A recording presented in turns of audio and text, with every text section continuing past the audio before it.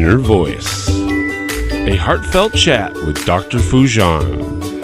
Break free from the forces holding you back. Get the life you deserve. Eliminate stress, reduce anxiety, decrease depression, and start living your full potential. Thousands have used Dr. Foojan Zeine's awareness integration theory, an evidence-based behavioral health breakthrough with incredible life-changing results. Getting rid of past trauma, having fulfilling relationships, increasing earnings, and living their best life. Now, the Foojan app is available to everyone. The app is Dr. Foojan Zeine's awareness integration theory in the palm of your hand. Download the Foojan app today.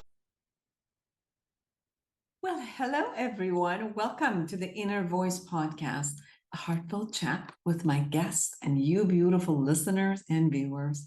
I'm Dr. Foojan Zeine. I'm a psychotherapist, an author, and the originator of the awareness integration theory. And it's so great to be with you all.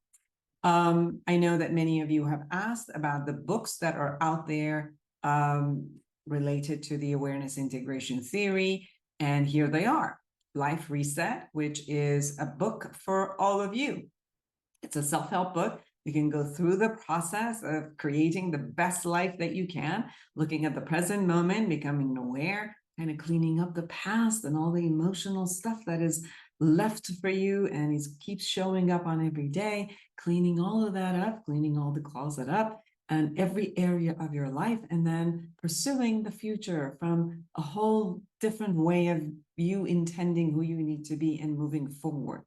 The awareness integration therapy, which is really for all of you wonderful psychotherapists, mental health workers, life coaches, people who really want to do this technique with their clients, and it's all written in that book. And we do have certification programs for therapists, mental health clinicians, and life coaches. And we give certification to both and CEUs, continuing education. And for all of you parents, grandparents, teachers who work with children, young to young adult, the intentional parenting, which is written with two of my amazing authors. And we go chapter by chapter, depending on the stages of life, and from infancy to toddler to teenage years to adulthood, and you will have the awareness integration in all aspects of emotional growth, cognitive growth, motor skills growth, and all in all.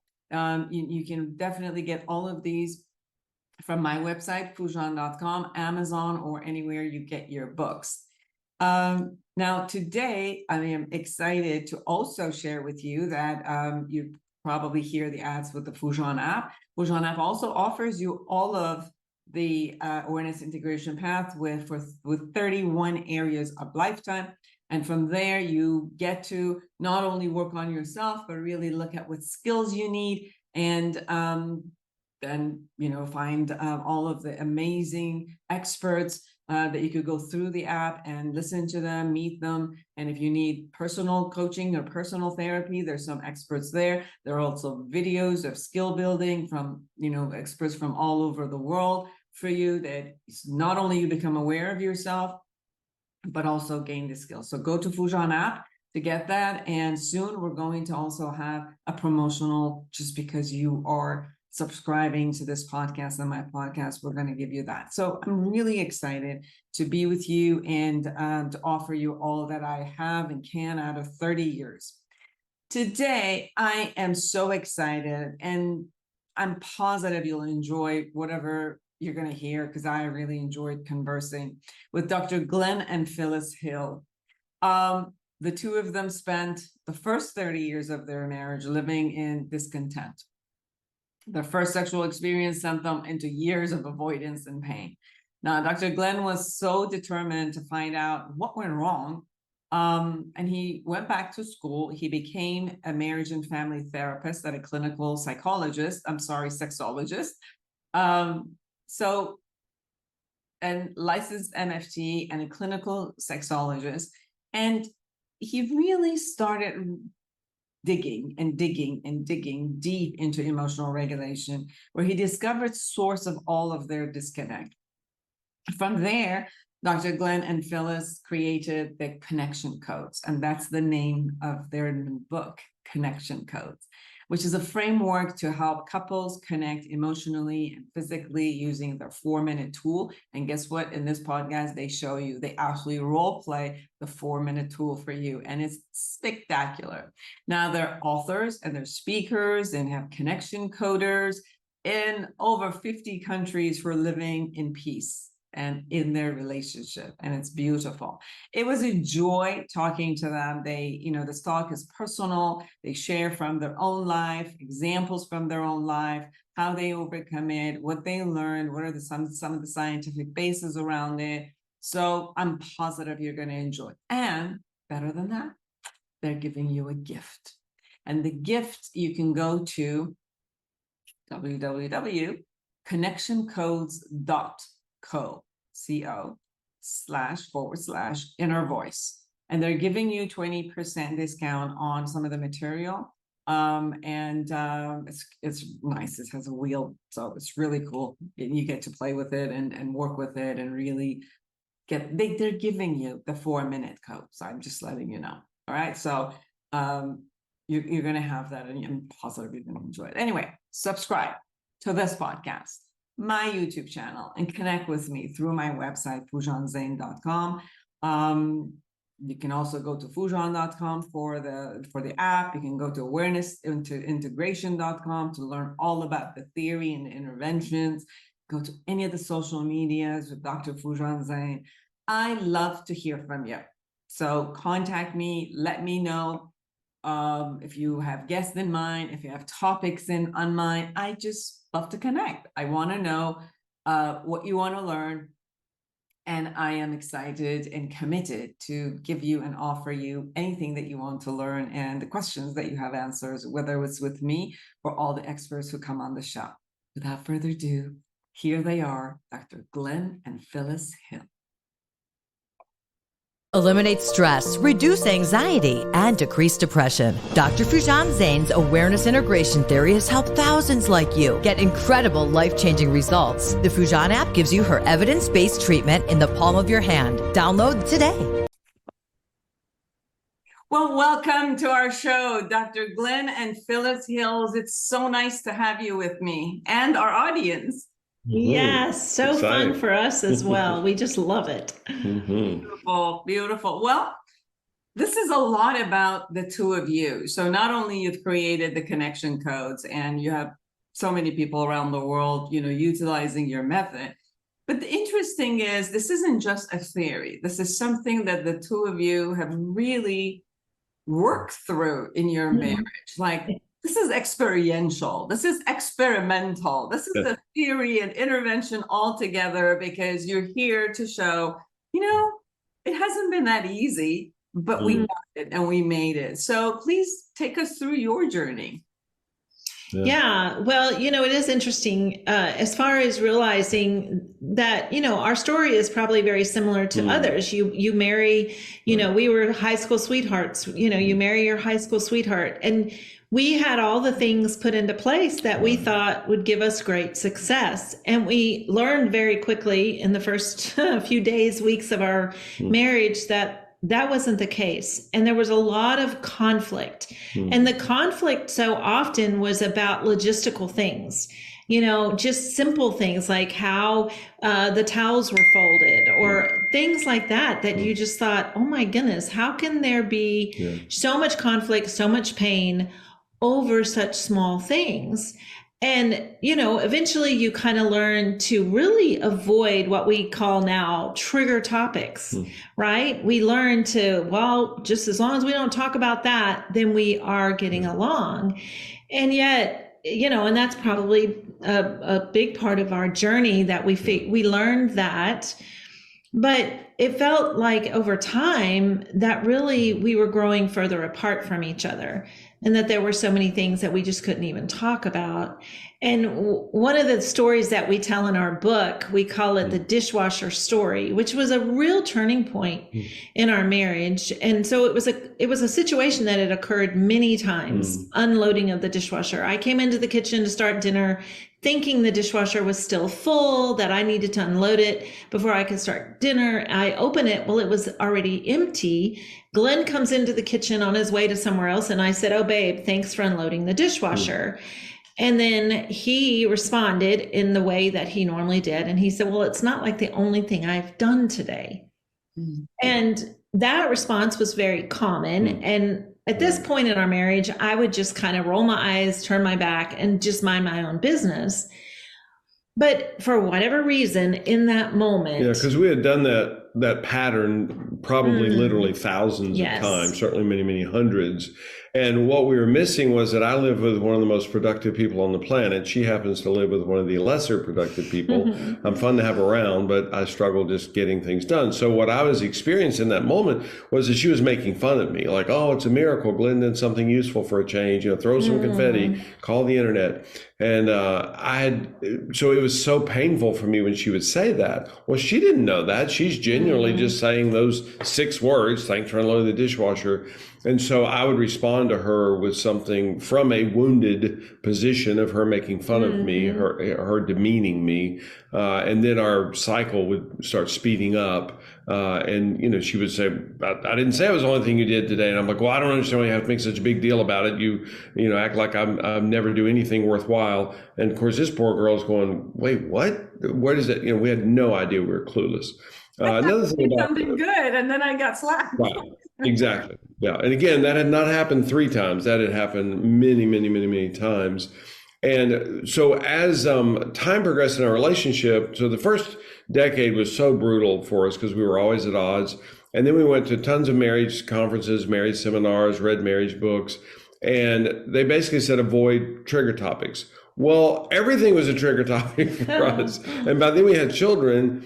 So we just stopped talking, basically. I mean, we talked about the kids and we talked about, household stuff, but we didn't talk about us at all. And we looked like the healthy marriage. We led all the marriage classes, the marriage seminars at our churches because we didn't fight much. And what people didn't realize is, they don't fight much, but they don't engage much at all. So they're kind of living in peace, but not really. They're just living parallel lives. And we were into our 3rd decade of marriage before we figured out that there was actually a better way.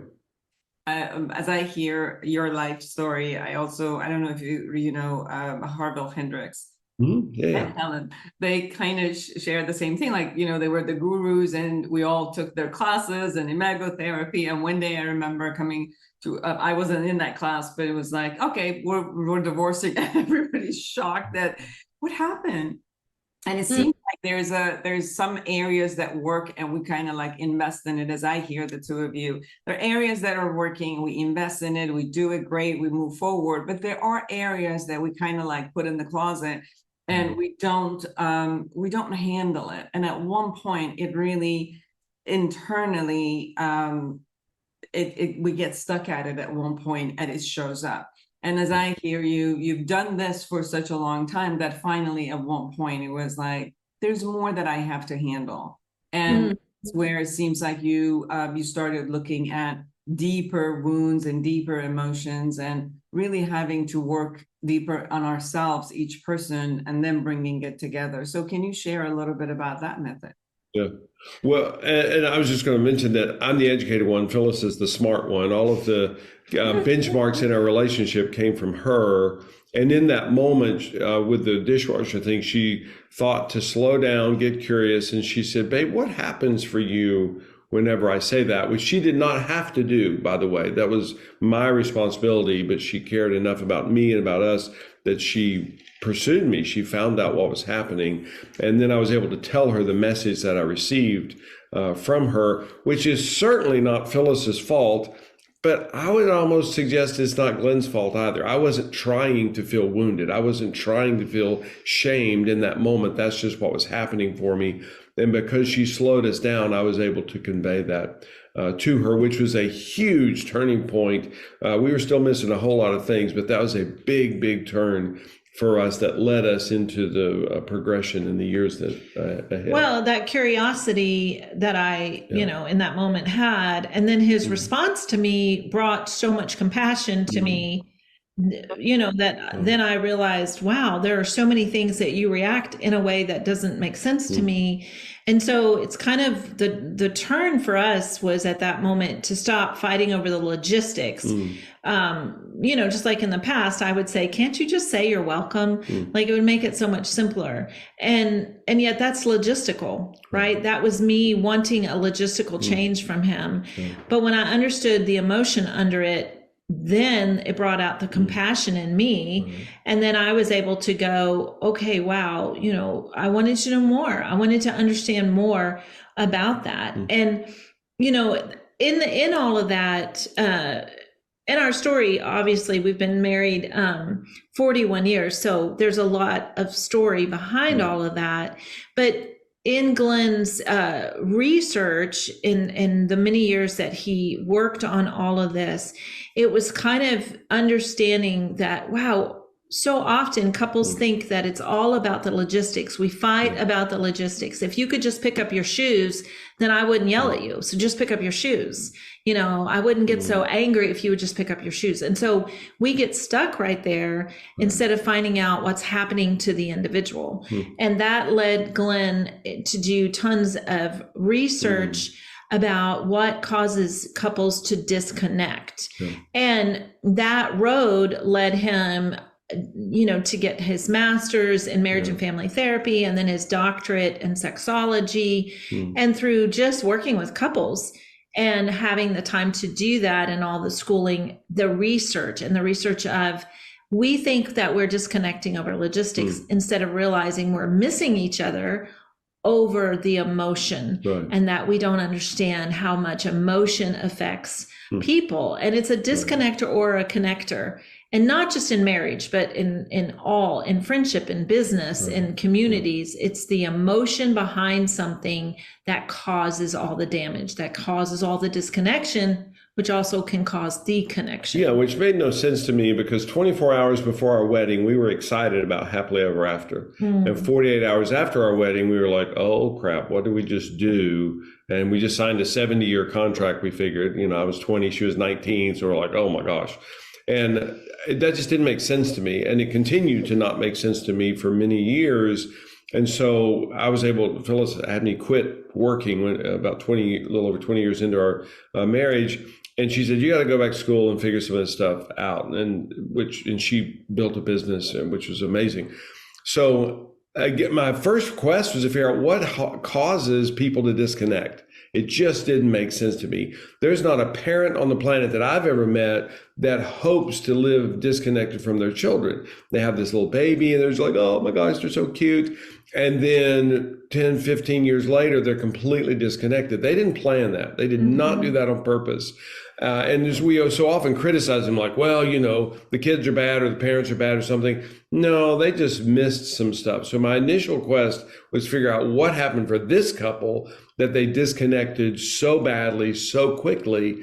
And when we finally discovered this scientifically, what causes humans to disconnect, I was excited about that part of it. Phyllis, again, being the smart one, said, well, wait, what causes people to connect? That's what matters. That's what's more important than what causes, because we can walk around identifying saying, well, you're doomed and you're doomed and you're doomed. So it's kind of interesting, but it doesn't really help people. And she said, well, what if we turn it in reverse? Is that what causes people to connect? And she was right. And that's what we now call the connection codes, because we're actually coded for this. It's hardwired inside of us.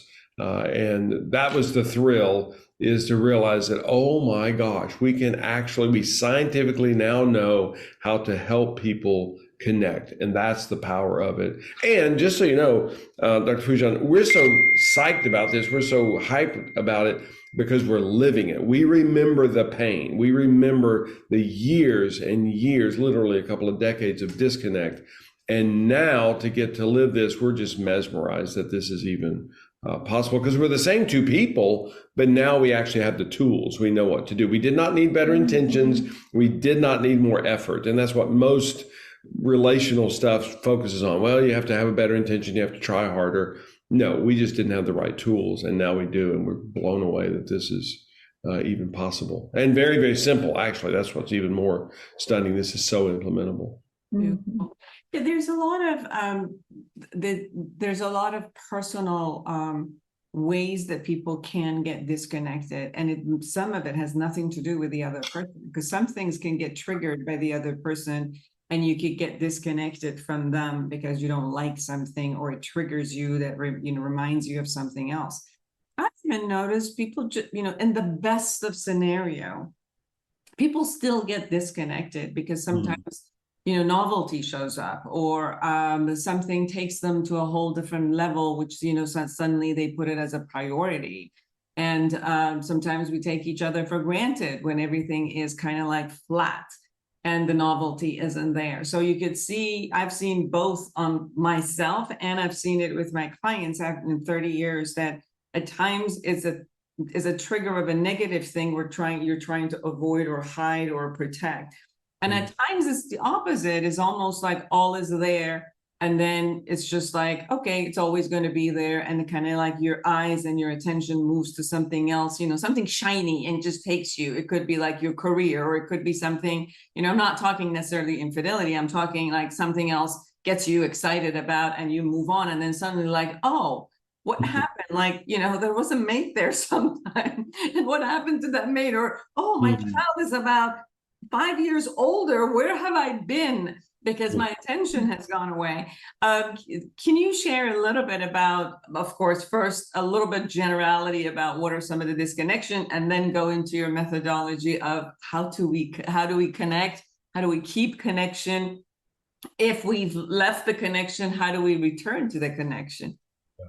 Well, I think even with what you just mentioned is that we often don't know just some of the basics, like how to stay in authenticity with relationships. And so we do get distracted, and we don't know how to even identify pain within our relationship, within our, family unit. And so it is easy to get distracted. It's like, well, there's so much pain here, but over here is that shiny thing, as you mentioned, and so, yes, it could be a career, it could be a hobby, it could be even a neighbor. Like can be things that are like, ooh, that is actually less painful. And so, part of what we teach is how to identify the pain, how to tune into ourselves. Right. For many of us, we have not been taught that early in life to tune in. It's almost like the opposite. So many of us have been taught to, kind of like, you're okay, move on. And so we don't know how to slow down and to really go, okay, what is happening with me, and how to deal with the pain. We don't know how to communicate in a healthy way. I felt pain when you said that, or I felt really hurt that you forgot to bring home milk. Like, we don't know how to say it in a way that is a healthy way. And so we often attack each other, or we are one of those people who bottle it up for a day, a week, a month, and then we explode. And so then we cause all this damage in our relationships because we just don't know how to stay in authenticity and just communicate that. Yeah, because we're hardwired at birth to be authentic. All babies are authentic all the time. Somewhere along the way, we get knocked off course. So and we're skipping a bit to fast forward just for time's sake, but as we started doing this research, we saw that humans connect through emotions, specifically core emotions. And there are 5 neural regions in every human's brain on the planet that fire emotions in what we call the limbic system. When the limbic system is flooded, it blocks the cortexes from working effectively and maybe at all. You've heard somebody say, I was so upset I couldn't think straight. That is scientifically accurate. That's exactly what happens. So if I feel wounded by Phyllis, if she said something, did something, and I'm not even blaming her that I felt hurt. What we do know is that I felt hurt. I did. I don't know if it's her fault. How in the world do you figure that out? She may have said something like, thanks for unloading the dishwasher. Well, we're not going to judge her for that and condemn her and go, oh, Phyllis, how dare you say thanks for unloading the dishwasher? Well, that doesn't make any sense. So, but I did feel wounded. I did feel pain. I did feel hurt in it. So what we have to help people do is to learn to process the emotions in the moment, which is, again, what we're hardwired to do. Every 12-month baby on the planet processes emotion instantly. That's what we're designed to do. Somewhere along the way, we get knocked off track. We never get recoded, but we get reprogrammed. So then we're not authentic anymore. Phyllis can dance with the authentic Glenn. Glenn can dance with the authentic Phyllis if I know what's happening for her at the core. So our mission was to figure out, how do we help people process these core emotions so that the limbic system is cleared out, so that the cortex is engaged, they become smarter versions of themselves. Literally, they're able to think clearly, and then they're able to connect. So with the 5 neural regions, we divide, the 5 neural regions are anger, fear, disgust, pleasure, and pain. And we divide pain up. The emotional pains are hurt, sad, and lonely because they look so different on a brain scan. And then disgust, we divide into guilt and shame because they present so differently affectively. So the 8 core emotions are the common human language. It's cross-cultural, it's cross-language. That's what everybody experiences. And part of the beauty of it is, because it's a common language, whenever I say to Phyllis, I feel overwhelmed, she doesn't really know what that means. I mean, she knows what the word means, but she doesn't know what's happening for me. If I say to her, I feel fear, what the research showed was that it tickles the fear region of her brain. It becomes a shared human experience, and we bond through that. Plus, she knows what I'm talking about. Every human knows what fear is.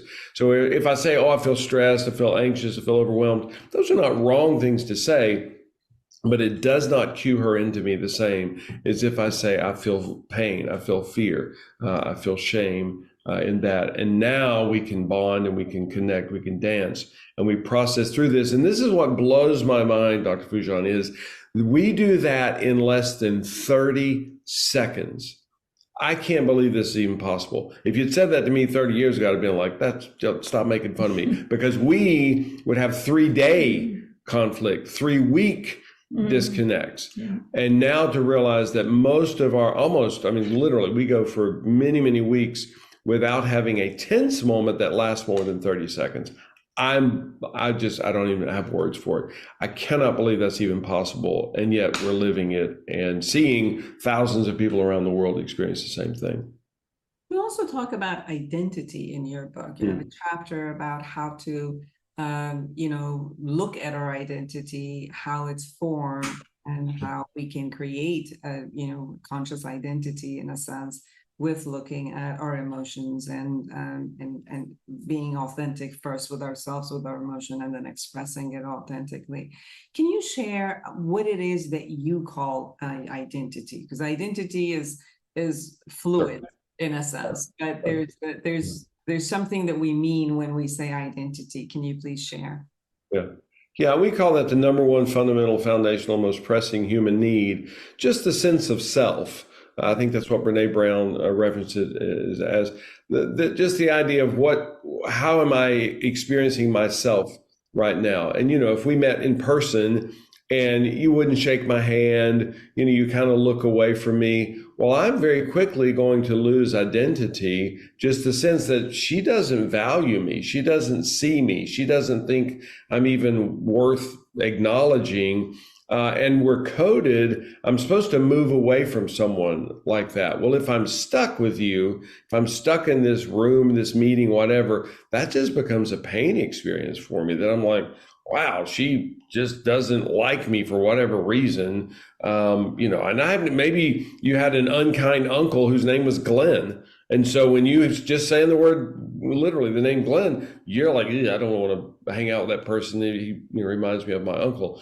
So I would lose identity. I would lose that sense that I have value to you in the moment. And again, it doesn't mean I have to be mean to you. I'm just eventually going to move away from you, because I'm like, every time I'm with her, I feel unseen. I feel unvalued. I feel like I don't matter to her. So I'm just going to go hang out with that other person over there, where I receive identity, where I do feel seen. I do feel valued. I do feel that I matter to them. It kind of goes with do I exist to you? Do I have value to you? Right. And when we get the answer no, that is when you realize I'm losing so much identity here. And, hopefully that's not happening in your marriage if you're married.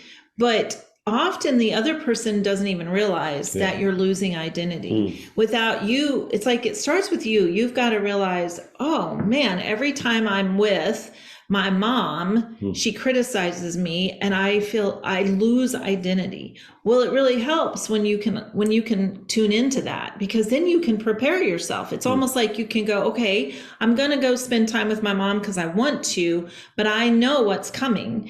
And it's like even just being aware of that changes the whole experience.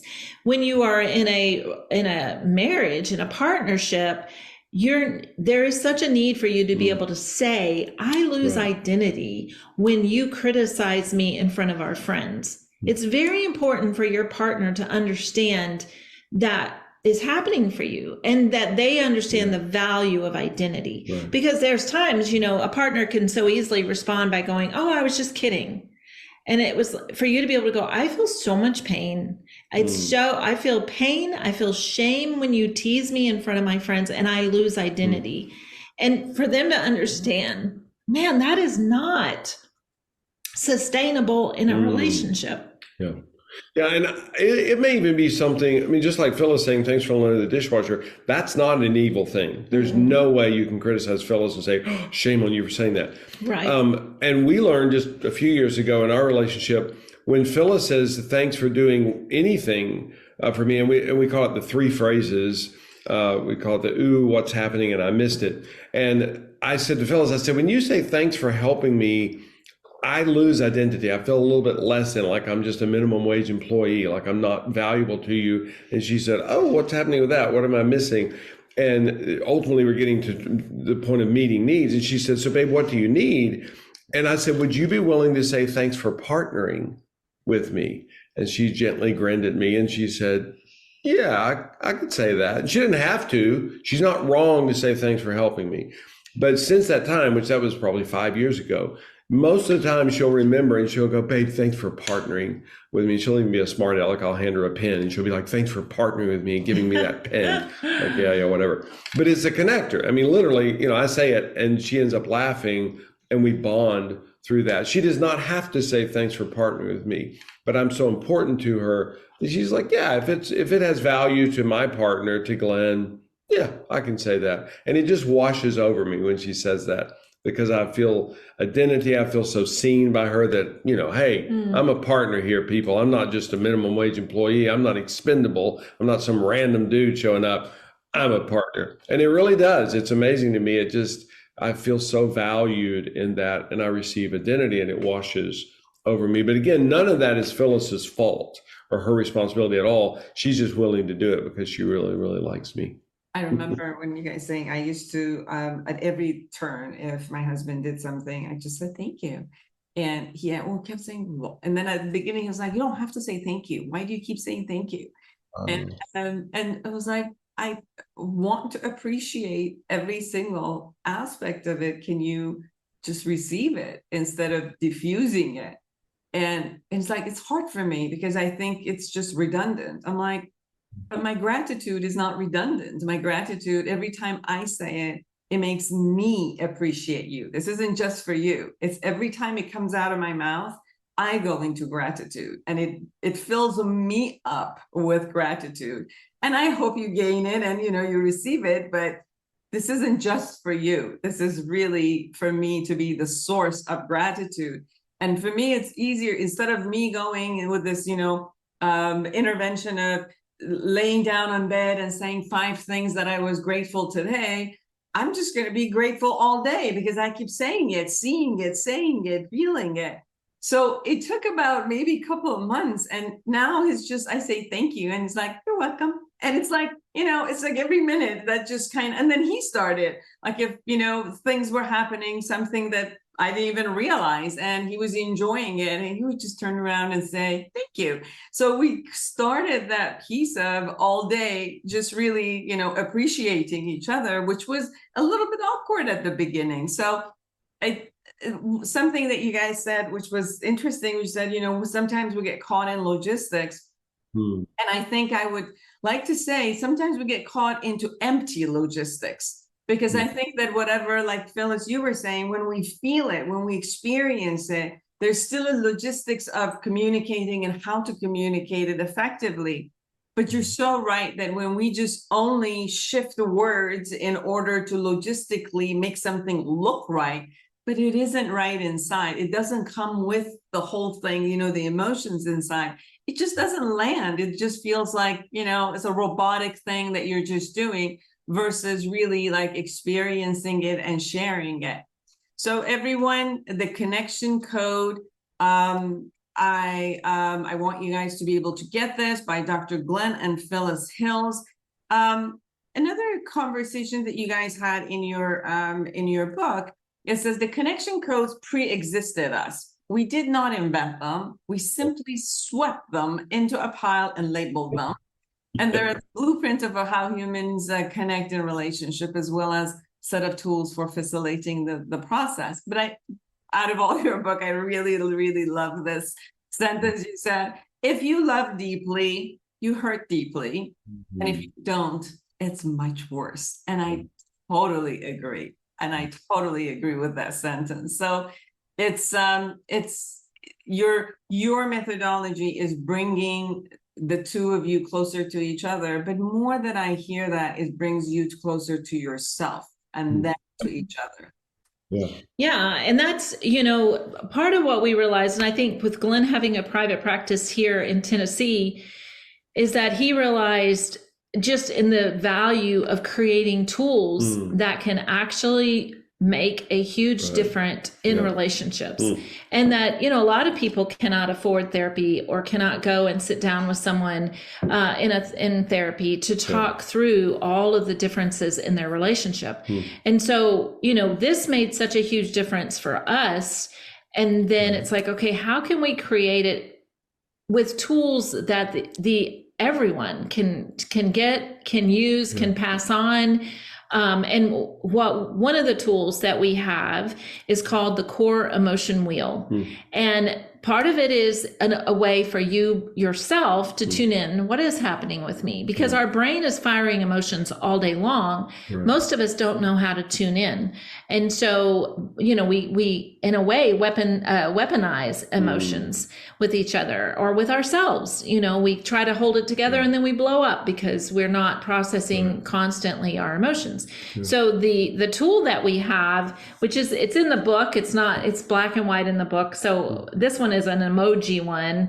That's a lot of fun. Can you bring it up a bit? Yeah. Thank you. Yes. Yeah. And so this is just what we call the core emotion wheel with emojis. And it is the 8 core emotions. And what we do is an exercise. It's just a 4-minute exercise, so 2 minutes each, where we can express daily our emotions. Now, this is kind of a tool that is a beginner. This is the beginner, right? Like, as in, this is a way for you to tune into yourself, for you to share with your partner what's happening with you, with your friends. We have teachers that use it in their classrooms. So it can be used in multiple ways to kind of slow down and go, okay, what is happening with me? And once you learn to do that with this kind of exercise, daily exercise, then you can actually just start using this language all the time. Just like what you were sharing, when you say to your partner, thank you for doing this, you actually can change the wording to, oh, I feel so much joy doing this with you, or I feel so much joy that you just did this. And it tickles the joy region of his brain, which is amazing, because the joy region, then you're both firing in the joy region together. And it's like, you're bonding. Really, it's very bonding, and you're sharing in a really deep way. And we would love to do this exercise right now for your audience so they can see how it plays out in real time. Please. And I just want to say, the reason we designed this is because everybody wants to be connected. That's the human condition. They just don't know how. And so these emotions that remain unprocessed end up being a barrier to them. And a lot of people view emotions as bad and they're damaging, but that's unprocessed emotion. And so we wanted to help people figure out, and again, we're coded this way from birth. We know how to do it when we're born, and then we get knocked off course and we forget. So this tool is designed just to be experiential so that they get trained, retrained technically, because they did it well as babies, to retrain them to be able to do it in real time. So, and it takes 2 minutes per person. So it's incredibly fast and effective, because people don't have time every day to do a 45-minute exercise. Like, I don't have that much time in my day. Okay. Go for it. Okay. Great. Okay. Let's see. I think I felt hurt yesterday when you said that you thought that I was mad at you, but you weren't really tuning in to what was happening with me. I think that I felt sad, just kind of in that interaction, because I kind of felt missed by you, but then it led me to guilt because I didn't tell you what was happening with me. So that was not fair to you. Let's see, shame. I think I felt shame early this morning when I wasn't prepared for a meeting and I didn't have my notes written out, and I didn't realize it till the meeting started. Felt some shame in that.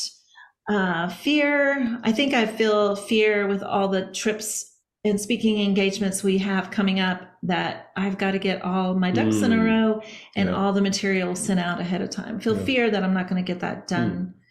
Lonely. Oh, I do feel lonely in the logistics of our travel because I'm always the one handling all those things and you're not. And so I feel alone in that experience.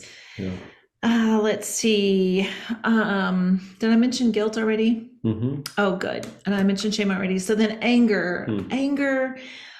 Ooh, that's always a little bit harder for me. I think earlier we actually were doing a podcast and we were talking about my childhood. And I do feel anger when I think about how much my parents, my mom had a silent voice, like she did not have a voice. And so I think a lot of that was passed on to me. I feel anger in that. And just, it took me so long to wake up to that and get my voice, feel anger for that. Joy, tons of joy. The sun is shining and the fall weather is here. Love that. So much joy with that. And then just a lot of joy for the trips that are coming up. I love traveling with you. So a lot of joy. Well, cool. So for me, a lot of loneliness being at the conference. The past couple of days, we went to different classes on purpose. And so I was always sitting alone. And of course, usually didn't know anybody going into it. So a lot of lonely in that. I feel so sad for the many, many years where we missed each other. We just didn't have a clue. We had great intentions. We wanted to connect, and we didn't have any idea, had no tools to do that. So much hurt with you over the years in so many different ways. And we wounded each other so much and traumatized each other from so many ridiculous hurts. Tons and tons of joy getting to live life with you now. I'm blown away. I never thought we'd get to live this. And the fact that we get to work together is just spectacular. Travel together, everything together, it blows my mind. A lot of anger. I'm really, really driven to get this message out. People should not have to live like we lived for a couple of decades. It's just life is too precious. Life is too important. And we have to reach 8 billion people, the whole population on the planet, with this message. It's just so important. Tons of shame over how much I missed. I can't believe it. I'm a very, very smart person, and I was dumb as a brick so many times because I was always flooded with you. I wanted to be with you, and I couldn't stand being with you. I didn't know how to connect with you. And there was so much shame in the moment and so much shame now looking back, like how could I have been that dense? How could I have missed that badly? Lots of guilt in that. Just, I wounded you so many times. I mean, not once, not twice, not 100 times, literally thousands of times, which still comes into play for us today. Now we just know what to do with it. And then always fear for me just presenting to a new audience that I want to make sure we're conveying well. I feel fear that we may have misconveyed, people may have missed some things in our message, because our dream is just to help people to know how to connect, because that's the essence of life, is just being in close community with the people that are valuable to us. Wow. Thank you. I love it. And that's the core emotion wheel. It takes 2 minutes per person, and we do this every day so that we're retraining ourselves to be able to do it this afternoon, this evening, in the moment when it happens. It's beautiful. There's such a powerful authenticity and vulnerability and to allow like a solidness, and then yet, allowing openness with it. So it has all of it together. So thank you so much for sharing all of that with me and for everyone who's hearing or listening to us. Everyone, you've got to get this book. It is The Connection Code by Dr. Glenn and Phyllis Hill. In 1 minute, if there's anything that we haven't touched upon and you really want people to know, what would that be?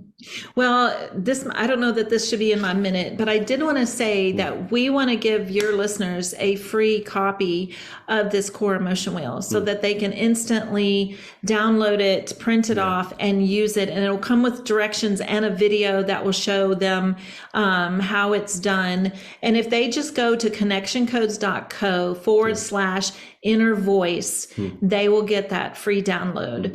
And any of the other materials that we have will be then available to them. And we actually have master classes too. We've gone into the studio. It goes well with the book. And so if your listeners want to just go, oh, I don't want to do a book, but I would watch a master class, if they will use the code INNER, it'll give them 20% off of any of the master classes that we have. And it's such a great way to start this journey, because for many people, they just don't know where to start. And that's what we wanted to make it simple. We wanted to make it implementable to everybody. Kids love this stuff. Like you think, oh, you have to be a certain age to understand emotions. That's not true. I mean, you do this core emotion wheel with your child, and they are usually better at it than we adults are. Yeah. And the one thing I would say is just, I plead with people, just check this out. The connection codes are based on the human condition. It's not a personality profile, a theory. This is already true for you. It just got blocked along the way. And so we're just trying to help people get back to their authentic self, because that's how humans connect deeply, is in authenticity. And it's already inside of you. You just need to get it reactivated. And the power of it is just mind-blowing. Beautiful. Thank you so much for taking the time to be with us. So good. So Absolutely. much joy. Thank you for having us. And thank you for the gift for all of us. That's a beautiful gift that you're offering. And for all of you who are out there, create an amazing life for yourself and everyone around you. And until next week, bye-bye. Eliminate stress, reduce anxiety, and decrease depression. Dr. Foojan Zeine's awareness integration theory has helped thousands like you get incredible life-changing results. The Foojan app gives you her evidence-based treatment in the palm of your hand. Download today.